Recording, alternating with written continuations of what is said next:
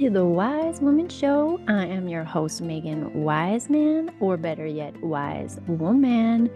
Here we empower Christian women entrepreneurs to express their divine wisdom and follow their intuition.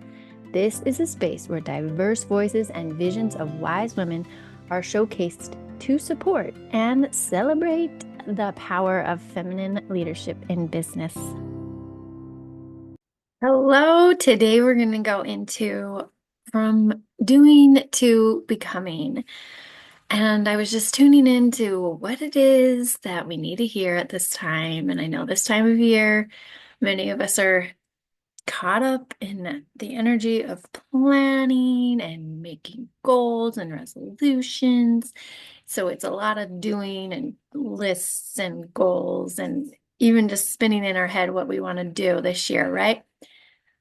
What can I do? What can I accomplish? How can I fix myself? How can I improve? So, all good things, right? There's nothing wrong with doing. I'm actually a big fan. I'm a very big doer. So, it's one of my favorite things. So, I guess I'm inviting us all to look at this from a different perspective. I know I've gotten better over the years, but I don't know about you. I just think I want to learn more about what I want to be and not just what I want to do this year. So raise your hand if you're on board with that. Who are you becoming this year? Not just what are you going to do and what are you doing, but who are you becoming? So we're going to talk a little bit about doing versus becoming, first of all. So in a Christian context, being overdoing doesn't mean just you stop acting. You stop doing anything. It means that you let your actions flow from your identity, from God. Not just because you want this pressure to prove, perform, but because you know there's something that you are and that you are becoming. And it's very God-led. Actually, on my water bottle right here, it says, just be who God made you to be. It's my reminder every day. I'm just going to be who God made me to be. That's my goal. Actually, it could be my goal for the whole year, right? If that were my goal, just be who God made me to be, that would change a lot of things. That would be a lot different. I'd probably think a lot different. So often we're just taught like that our worth is measured by this productivity and our achievement and our output. I know that that is something that I've seen and experienced in my life. But God doesn't measure you by your worth or what you do. I've had him tell me this multiple times in multiple ways. So I hope that you feel that and you've heard that in your connections with God as well. But he measures and by the connection and the relationship that you have with him. So when we focus on just doing, we kind of disconnect ourselves from becoming who God made us to be, right? And so this pressure to produce productivity doesn't just affect our schedule, it affects your spirit and your emotional health, your spiritual life. I speak from experience, right? When we are constantly doing, we rush past that presence, that rest, that invitation from God to get quiet and to just be instead of just numbing with the constant to-do lists, right? We are usually so focused on the to-dos that we forget to just be. And often we're just achieving these things and they're not necessarily aligned. Maybe you're doing all these things that aren't necessarily aligned with who God has asked you to become. Maybe there are, but that's something we have to slow down and listen to and ask. And since we're doing a little bit of that reflection already, I thought this would be a good time to set those goals on who you're wanting to become. So the end goal, like they say, begin with the end in mind. At the end of this goal that you're setting for this thing, who is it that you want to become at the end? Yes, you're going to have things to take you through the process and probably habits to change and things to add into your schedule. But before you start asking about what do I want to accomplish this year, is maybe just say, who do I want to become? What kind of woman, what kind of presence, what kind of spirit do I want to feel or express to the world this year, right? I like that question. I'm going to ponder that myself. So becoming often means letting go of what no longer fits you. It's really the unbecoming because underneath all these layers of things, there's this person who you really are. The unbecoming of old habits, old patterns. What you're really trying to do this year is to let go of those old roles, expectations, beliefs, behaviors, and unbecoming so that you can become your authentic self. So, what am I doing now that isn't true to who I want to be? I love that question. Is there something that you're doing in your life that's keeping you from who you actually want to be? If you looked at that thing that you want to change, that transformation you're wanting to make, and think, that's not even who I am or who I want to be, it would make it a little easier to let go of those things that you're trying to change, right? So, and then notice it with a little love, doing this with love and grace, understanding that it's going to take knowing and loving that person that you are now in order to become who God created you to be, right? So good. All right. So when we are leading with this being energy, what is it that you're going to focus on differently? How are you going to change faster?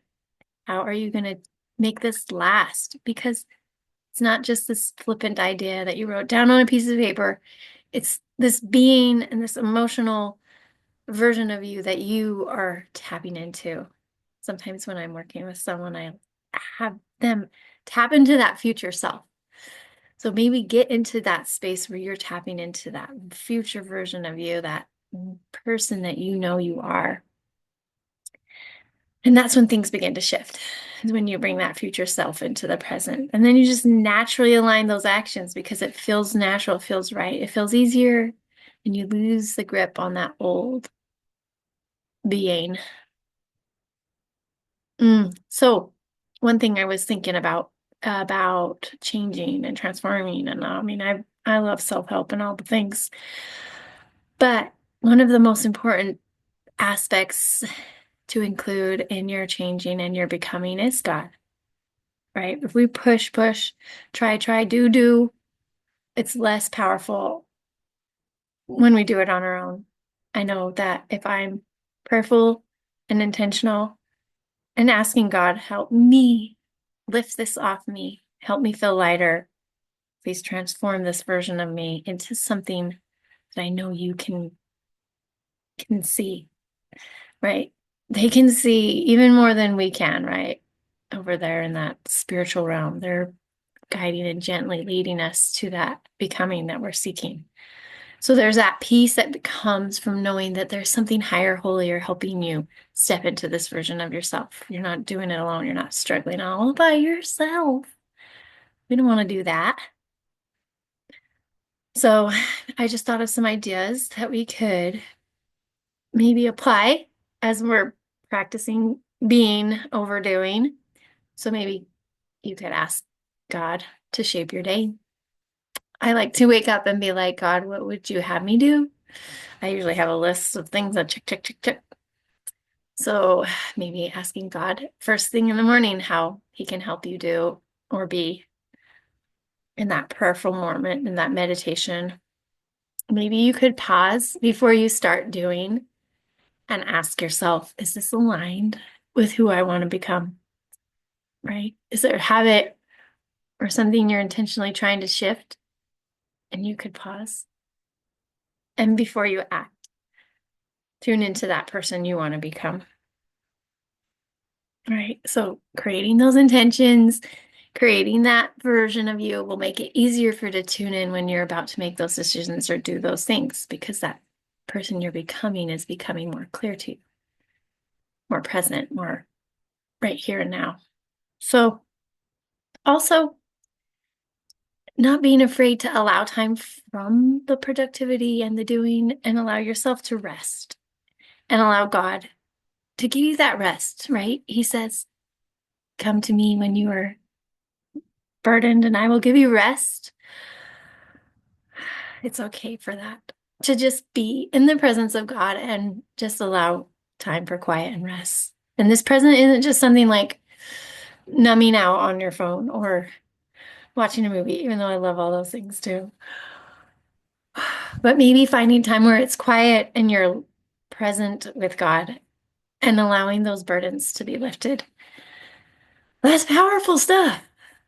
It's one of my favorite things. And when I miss it and I've stopped doing it, I know I can feel the difference. So find time to be with God and be present, and your becoming will become a lot easier. Or even your doing.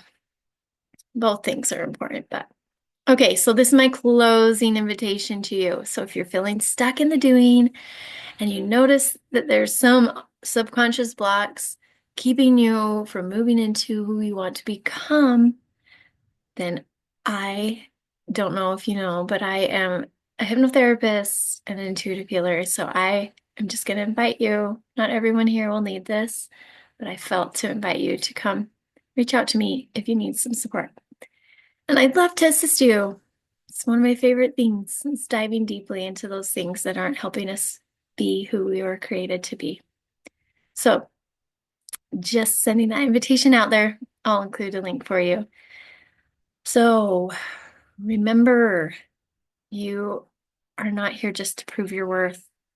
You are here to embody the worth that you already have. And let your doing flow from your being. Let your becoming be guided by God. Thank you for joining me on the show. And just, I hope that this led you to think differently about what you're creating this year and who you want to become. Bye-bye. Oh, one last thing. I'm going to create a meditation that goes along with this. So stay tuned, and I will be sharing that soon. Thanks for joining the Wise Woman Show. Remember, divine daughters, keep expressing your faith and femininity as you bring your powerful wisdom to this world. Like, share, comment, or subscribe to the show to stay connected.